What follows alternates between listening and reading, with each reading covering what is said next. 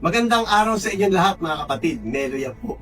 Pag-usapan natin itong magkapatid na Alan at Pia Cayetano. Alam nyo kasi ang paniniwala ko dati, kapag ikaw ay magnanakaw, kakampi ka kay Sara Duterte. Dahil may tsansa kasing manalo si Sara Duterte bilang presidente. Sa aminin man natin at hindi, malaki dati ang chance ni Sara Duterte.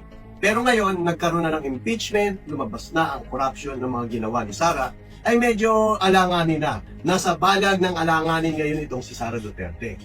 Pero ganun pa man, yung mga taong may record, mga politician na mayroong record ng pagnanakaw, syempre, nagbabaka sakali sila. Nagbabaka sakali sila na manalo si Sara, or kung hindi man si Sara, DDS ang umupo bilang presidente. Bakit? Kasi ang mangyayari, mabubura yung mga kaso nila. Yung mga sumuporta kay Sara Duterte ng mga magnanakaw, mabubura lahat ng yon. Kaya sila, sumugal na sila kahit alam nila na ngayon ay medyo alanganin na ang pagkapanalo ni Sara Duterte. Siyempre, kesa naman kumampi sila kay BBM. Dahil kapag kumampi sila kay BBM, ay sigurado mauublo sila. Dahil eka nga ni BBM, mahiya naman kayo. Lahat ng mga magnanakaw sa gobyerno, maging kaibigan o kamag-anak, ay kanyang pinakakasuhan based sa dokumento ha, hindi based sa sinabi lang ng DDS. Kasi kapag doon tayo maniniwala sa sinabi ng DDS, pakawalan lahat ng mga magnanakaw na DDS. At ang ikulong, yung kalaban ng kanilang partido. Ganon ang mindset ng mga DDS since nakulang sila sa utak. Kaya hindi pwedeng sabihin, hindi pwedeng sundin ni BBM na kapag sinabi ng DDS, ikulong si ganyan, ikulong si ganon. Hindi. Hindi utak ng DDS ang basihan dito. Dahil ang mga DDS po ay bobo. Ngayon ito, Alan and Pia Cayetano. Bakit ba sila kumampi kay Sara Duterte? Wala naman silang record ng pagnanakaw. Ito na. Lumabas na. Inilabas na ni Ping Lacson. At kilala naman natin si Ping Lacson pagdating sa pagkalap ng mga ebidensya. Ayan. Sabi, may natuklasan. Muli! Senator Lacson, ibinunyag ang 11.4 billion budget insertion nila Senator Pia at Alan Cayetano. 4.7 kay Pia at 6.7 billion kay Senator Alan umano ang naitalang budget insertion sa 2025 GAA. Subukan natin ang mga DDS kung mali yung sinabi ko. Di ba sabi ko kanina na ang mga DDS, wala na silang pakialam kung magnanakaw o hindi yung kanila sinusuportahan. Patunayan natin ngayon. Galit na galit sila sa mga senator na mayroon insertion. Tawag nila malita. Di ba? Ito ngayon, susubukin ko kayo mga DDS na tanga.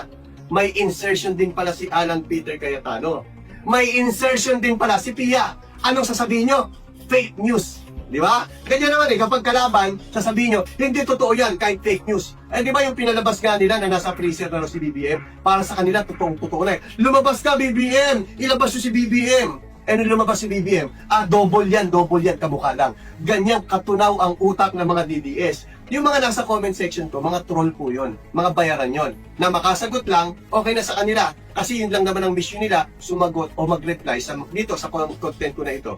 Wala na silang pakialam kung totoo o hindi yung sinasabi ko. Basta sila sumagot para sila makasweldo. Pero yung iba naman talagang kulang sa utak, kulang sa aral. No? Sa kanila, okay lang ang insertion ng mga DDS. Pero kapag kalaban ng DDS, hindi okay ang insertion. Okay ba? Tama ba ako mga DDS? Itaas niyo mga paa niyo. Uusok na naman ang ilong ninyo sa galit.